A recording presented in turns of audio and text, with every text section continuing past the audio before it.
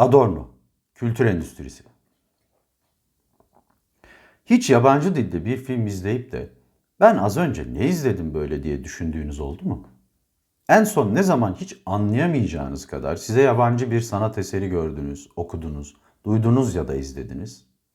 Kültür o kadar hayatımızın bir parçasıdır, o kadar tekdüze olmuştur ki ne kadar yapay olduğunu değerlendirebilmek zordur.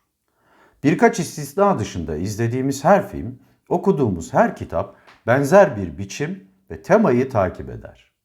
Bunlar aynı zamanda belirli normlar ya da değerler oluşturur ve biz bunun farkına bile varmayız. Alman filozof Theodor Adorno'nun kültür endüstrisinde gördüğü şey tam da buydu. Ve bunun tehlikeli, baskıcı ve sıkıcı olduğunu düşünüyordu. 20. yüzyılın başlarında Avrupa'nın dört bir yanındaki Marksistler şu soruyu soruyordu. Neden işçi sınıfı yani proletarya baskıcı ve sömürücü burjuvaziyi kovmak için ayaklanmamıştı? Marx böyle öngörmüştü ancak tüm koşullar oluşmuş ve ortadan kalkmıştı. Adorno'nun cevabı bir yanlış bilinç yarattığını iddia ettiği modern kültüre işaret etmek şeklindeydi. Adorno, egemen sınıfların kültür endüstrisinin o kadar başarılı olduğuna ve giderek sonunda her türlü devrim arzusunu körelttiğine inanıyordu. Kapitalizm, kutsal ve tamamen dokunulmaz olan bazı erdem ve değerleri tesis etmişti ve bunlar kapitalist yalanı tekrar tekrar satan her film, kitap ve şarkıyla pekiştirildi. Bu yalanlar içselleştirilmiş duruma gelmiş ve varsayılan olarak kabul edilmişti. Ezilenler bile başka bir yol göremiyordu. Peki ama bu yalan neydi?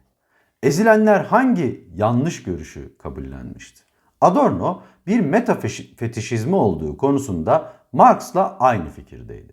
Bu her şeyin piyasa değeriyle değerlendirildi ve dünyanın hatta saplantı derecesinde kullanılacak nesneler şeklinde görüldüğü bir zihniyet ve değerler sistemidir.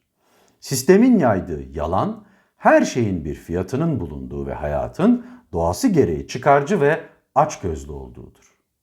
Dolayısıyla kıyasıya süren rekabet yarışında ipi göğüsleyen kahraman bir işkoliğin sıfırdan servete hikayesini anlatan her film, zenginlik ve lüksle hava atan her şarkı, kırsaldaki pahalı malikanelerini veya yüksek sosyete yaşamını konu alan her kitap yavaş yavaş, damla damla bu bilinci aşılamaktadır. Değerli olmak demek, zengin olmak demektir. Hırslı olmak iyidir.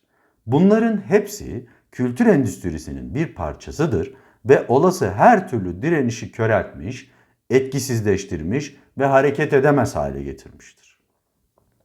Buna karşı çıkacak potansiyel devrimcileri de artık yapacak bir şey yok diyen çaresizlere dönüştürmüştür. Adorno'ya göre bununla mücadele etmenin yolu bir tür kültür savaşından geçmektedir. Kültür, ticari bir araç olmaktan çıkarılıp bir amaç haline getirilmelidir.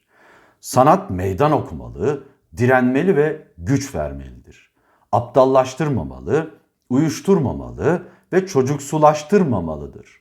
Sanat bizi öfkelendirmelidir. Çünkü öfkelenecek çok şey vardır.